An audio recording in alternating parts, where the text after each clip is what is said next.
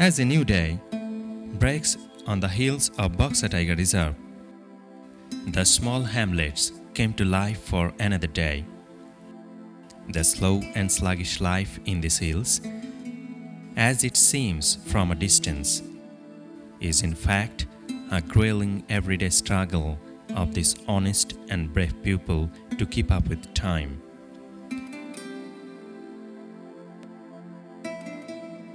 A story of yesteryears, long back ago.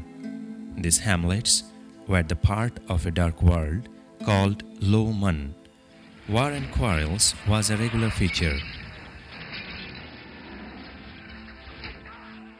At that time, a monk came to enlighten the world. He was Jabdrung Nawang Drukpa. He picked up a handful rice from toe, touched his forehead, and threw up in the sky. At that moment, lightning blazed, accompanied by an intense thunder. Peace and discipline were established throughout the area of reverberation.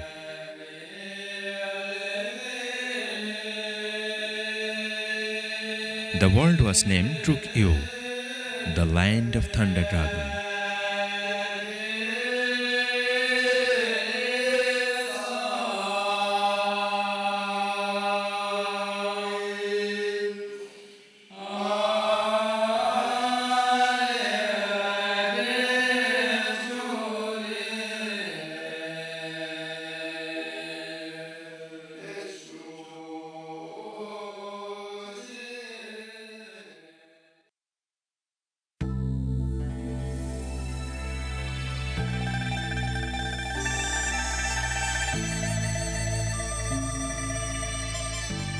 Years have rolled by since then. Shoots have come out from the bare hilltop of the Cenchula range. The British came and left. India became free.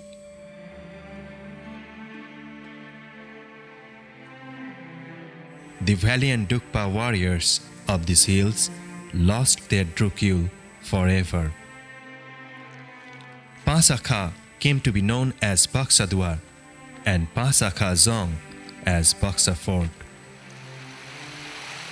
A new story is woven in the river Paksa Jhora.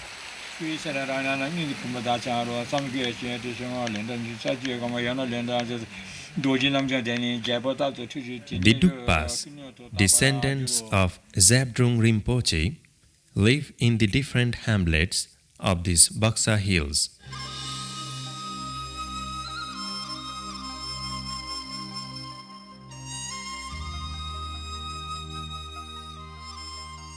Lal Banglo, Tashigaon, Ochlum and Lapchaka are the eastern hamlets of Dilchaka or Fort Ground, and in the west are the Chunafati, Lamna, Shegao, Adma and Fulbari.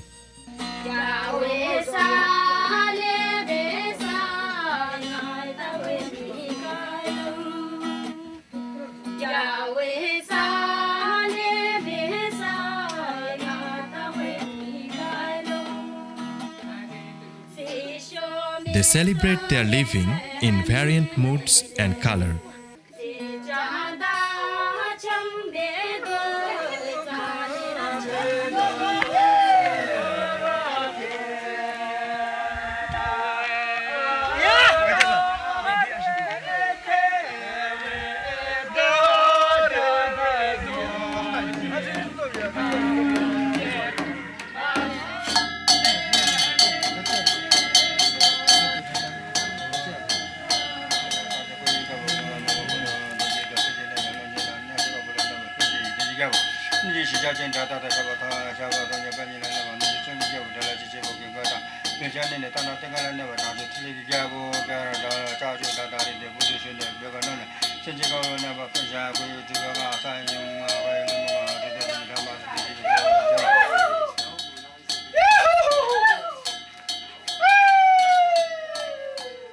It is the customs, traditions, faith and beliefs which determine their ethnic flavor.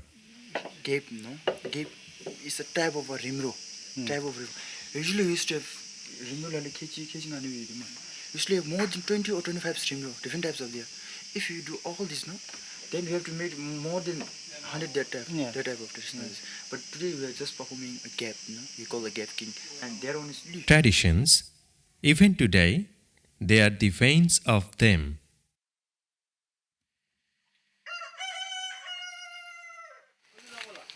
Of all in the list, migration form an important aspect. One may find them either in the mountain or in the river valley or in a gorge all through the year. There, they make their temporary shelter with thatch, bamboo, woods and leaves, called lakhi.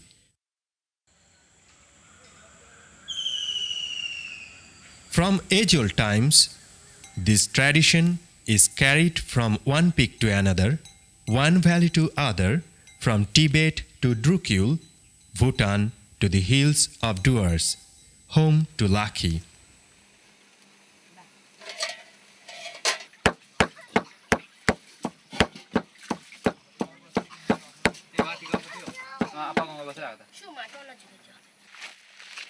At present, their frontiers are edged out. So, they go on their unending journey within the Buxa hills.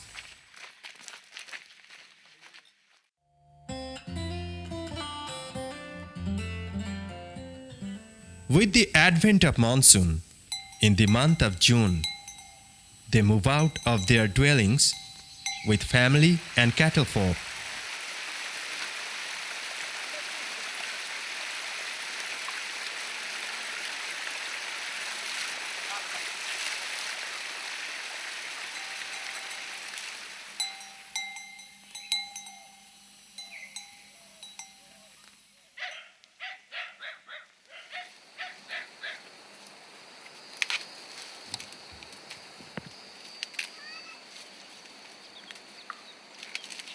This is time for harvesting makai, called geza.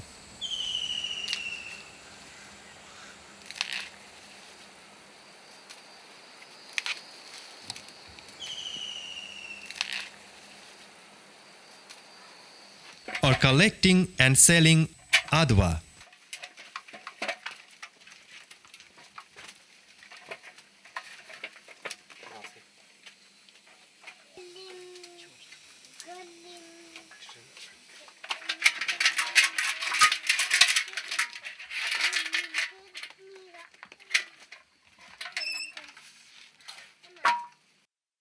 Whatever the crop, the lakhi is prepared for 1 month.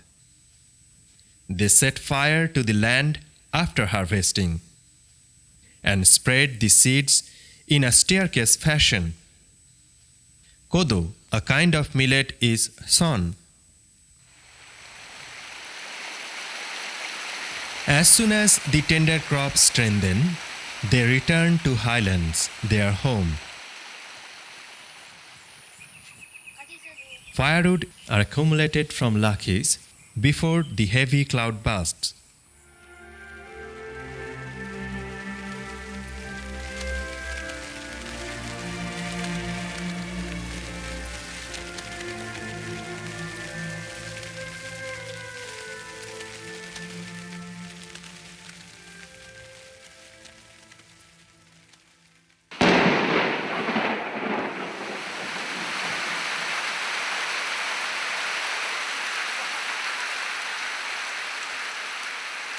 From the month of July till mid-September, the hills are surrounded by the watery circles.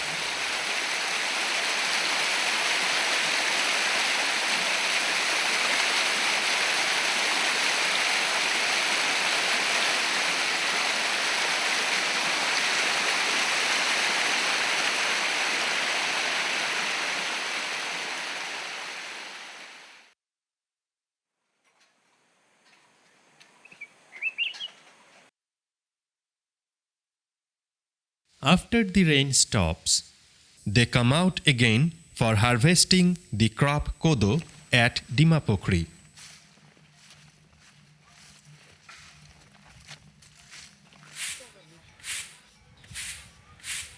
Kodo is a staple food for Dukpas. They make rice, flour, and also different local liqueurs from this crop.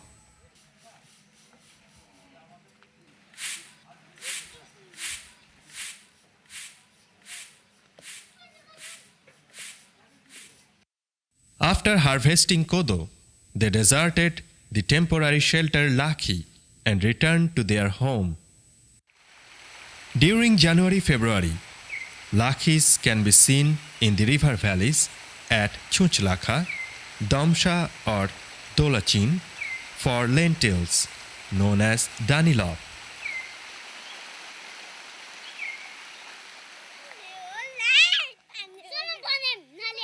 Again, after February, they migrated to a new place in search of a suitable land for vegetables like squash and genchu, different varieties of cucumber.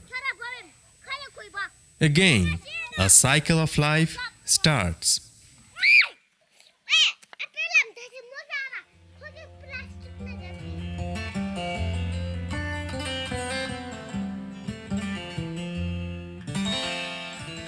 The love life of Dukpas revolves around their nomadic life.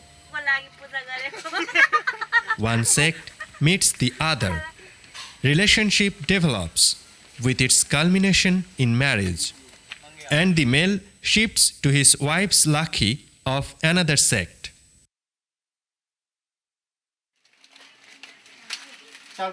As happened to Nima Dukpa, a shopkeeper at Dilchaka. His father, being a Parop sect, married a girl from the sect of Hap and settled in Pasakha or Paksa Duar. Now Nima stays happily with his second wife.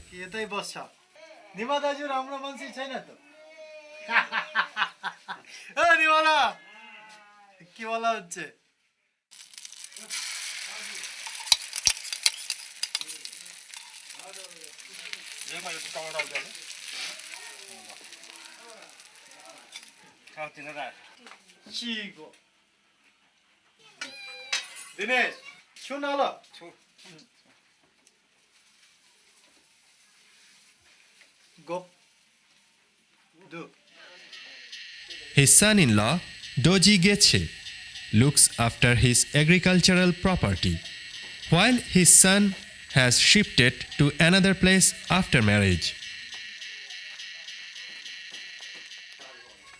Divorce is as common as marriage. A male can marry more than once, and it's same for the woman also. But a written agreement during marriage, called entam, must be followed. Dukpas have 30 different sects or gotras. Among them, Parop, Hap, and Punap are the royal sects.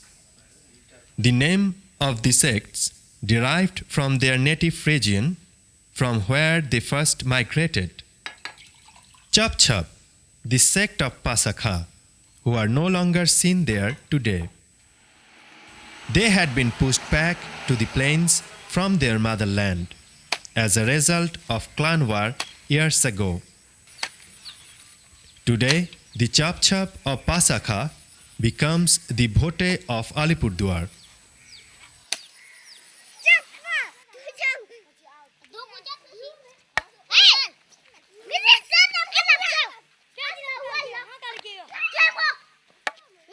The concepts carry on.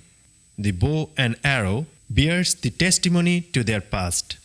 They were part of the Dukpas in hunting seasons all through the days of wandering.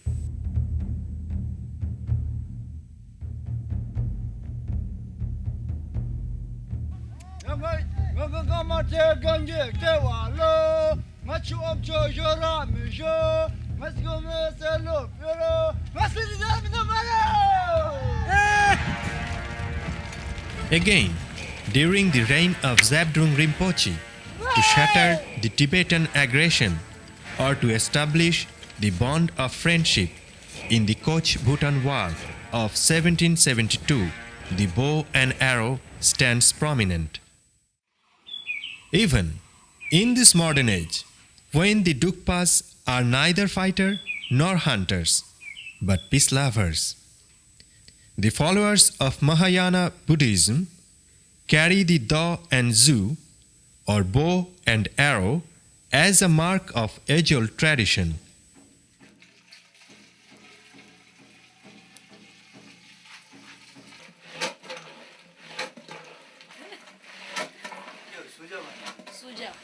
Normally, Dukpas have very few festivals in their day-to-day life. These are Tugap in September, Nrugwe in October, Nilo in December, and Losar in February.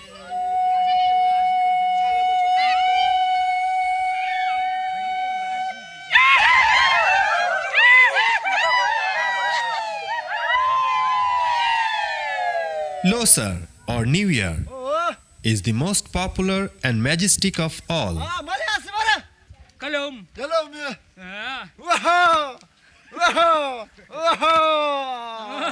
Losar will be held on 25th February of this ox year.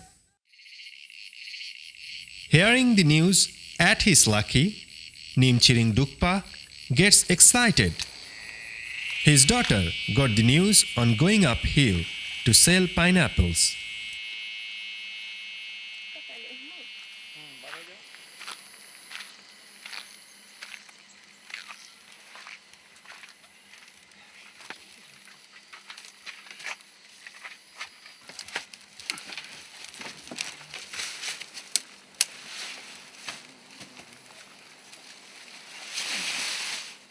Nimchiring starts planning. Geja to be sold, milk and paneer must be stored dry, new arrows to be bought.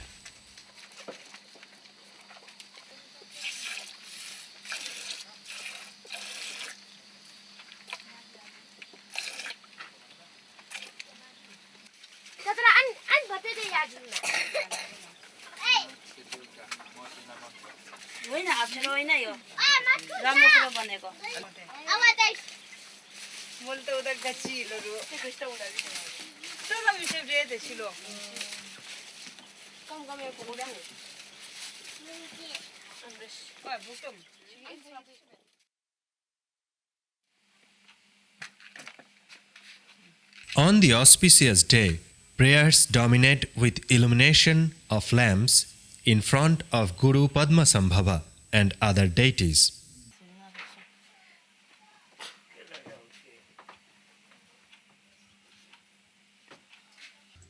From the following day, the main festivities take place, which continues for 5 days. During this time, women folk are seen busy with cha, a homemade liquor, and cooking for community feasting.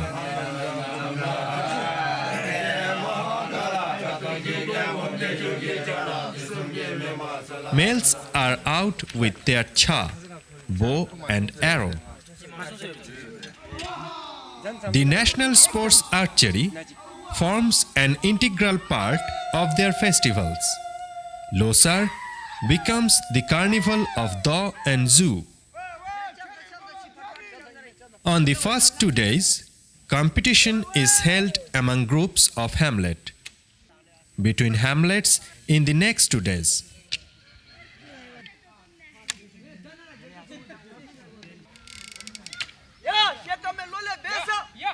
The final take place in the Dil Chaka or Fort ground.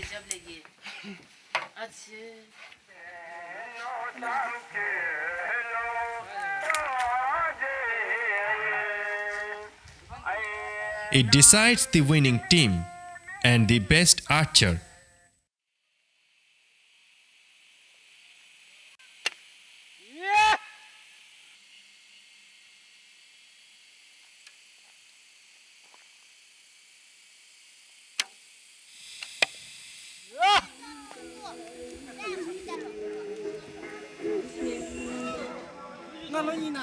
Betting is a common factor in Losar, be it cash, kind, livestock, or cha.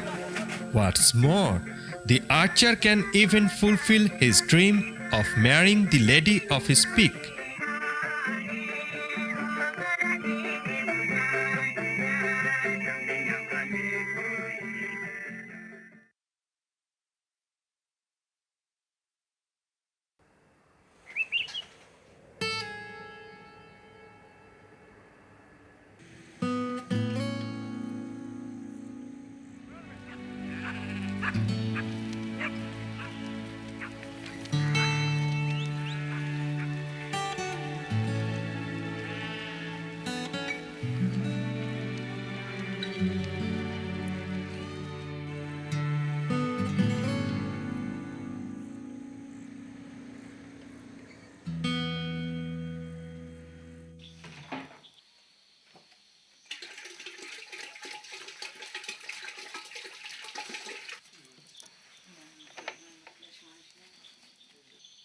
छेडो कसो जाऊँ मला ए रक्सी बनाउँछ यो रक्सी बनाएको चाल दिएर यो चामल दिएर बनाउँछ रक्सी यो चामल पकाउँछ अन्त ए के को चाउल हो यो कनिका हो बजारबाट किनेको भया भया यो कोदोको हुँदैन नि कोदोको हामी काम गर्दैनौँ हजुर कोदो रक्सी बनाउनुको लागि हजुर यो रक्सी बनाएको तपाईँ बस्नुहोस् हेर्नुहोस् अहिले थ्याङ्क यू म काम गर्दैछु ल ल A tete-a-tete on Losar carries on between Chordem and her aged mother as they boil Roxy in their hearth.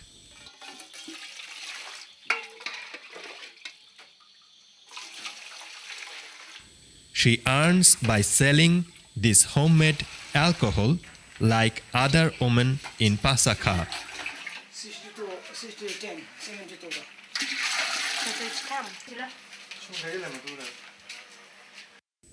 But she is a lady of importance. Her name, Sonam Chordem Dukpa, reminds you the name of the majestic Sonam Pelki Buthri, mother of legendary king Jabdrung Rinpoche.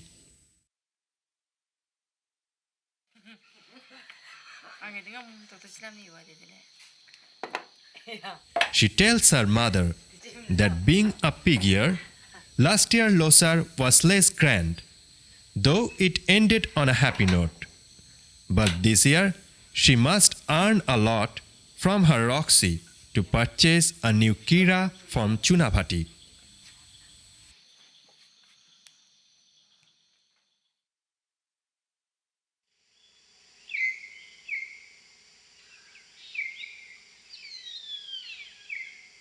Chunabhati was an important village during British India times.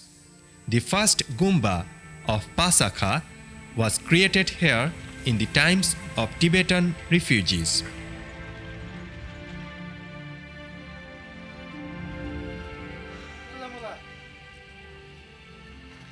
Today's Chunabhati is the only weaving center in these hills.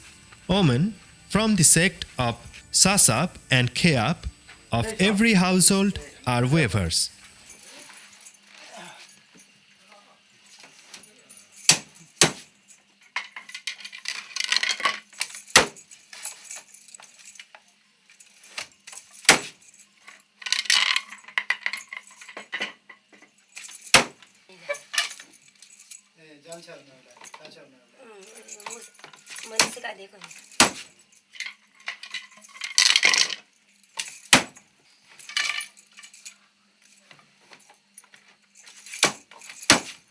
झुलाको सिलाइ गरेको छैन नि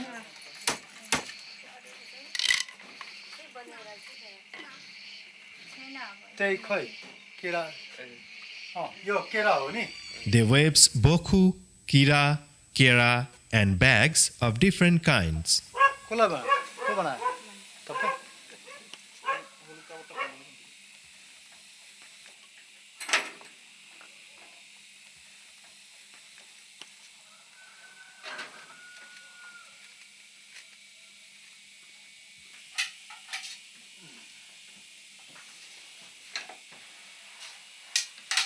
फेरि गर्नुपर्छ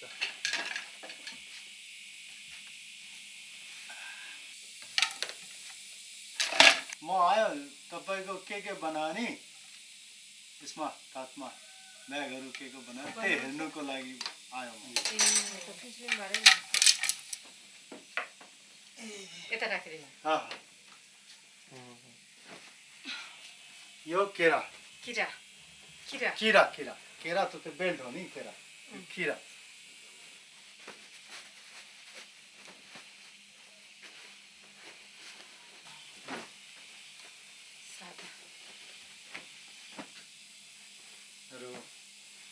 यो पनि सादै हो यो नयाँ style यो चाहिँ सेतो र पहेँलो छ नि they have a different names and डोमचेम this is domchem this is मेसामाठा mesamatha and there will be a nusem another variety design beautiful khus are here these bokhus are for the main purpose Dukpa men yeah it's like this यसको नाम हुन्छ माठा यो माठा हो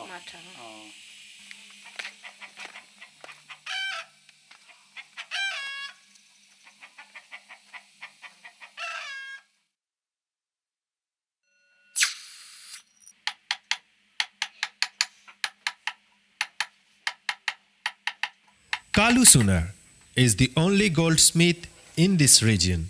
He stays at Lal Banglo. However, he is not a Dukpa, a monger who makes Dukpas ornament by virtue of inheritance. Presently, his condition is similar to that of Chunabhati. In the race of modernization, these handicrafts have faced a jolt. Mostly outfits and ornaments are purchased either from Bhutan or Santrabari. Santrabari is a weekly market held only on Tuesday. Rice, salt, oil, and daily commodities come from plains, and butter, paneer, aram, squash, ginger, and seasonal crops are from hills. Once it was a storehouse for oranges called Santalabari. Orange production had a great influence in the economy of Duars. Dukpas were rich and happy. But after declaration of Tiger Reserve, orange production has suffered a setback. Suddenly, in 1996, hundreds of orange gardens were being demolished, thousands of trees uprooted. As an excuse of land aggression, they protested. As a result, till today, there are court summons.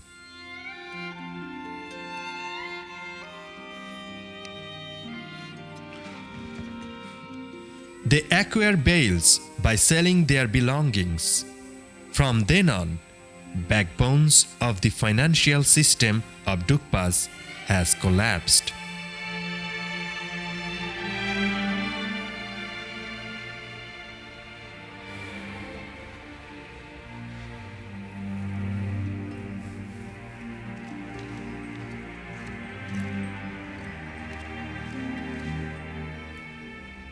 One time, the Dukpas fought against the Mongoloids, who were the friend of Tibet. In 1774, their chivalry was proved to the West, who poked their nose in the Cooch Behar crisis. Till today, the ruins of Paksa Fort, which bore witness to their defeat by the sudden British attack in December 1864, stands erect. But that was a different story with different conflict. Today's tale of Paksa Chora is not about a front-to-front retaliation. It whispers a conspiracy, an attack from one's back, aggression of land and culture, which is the result of westerly winds. The Sinchula Pact converted them to a Dukpa from a Drukpa. They became Indian after breathing 142 years in the soil. Pasakha Dzong is the courage, and Paksa Fort is the symbol of freedom to the Dukpas. But can the Dukpas transmit the mantras of peace and non-violence as preached by the Guru Rinpoche? Or will they just fade away subsequently, like the Chap Chap sect in their nomadic trail from this dense vale, Pasakha?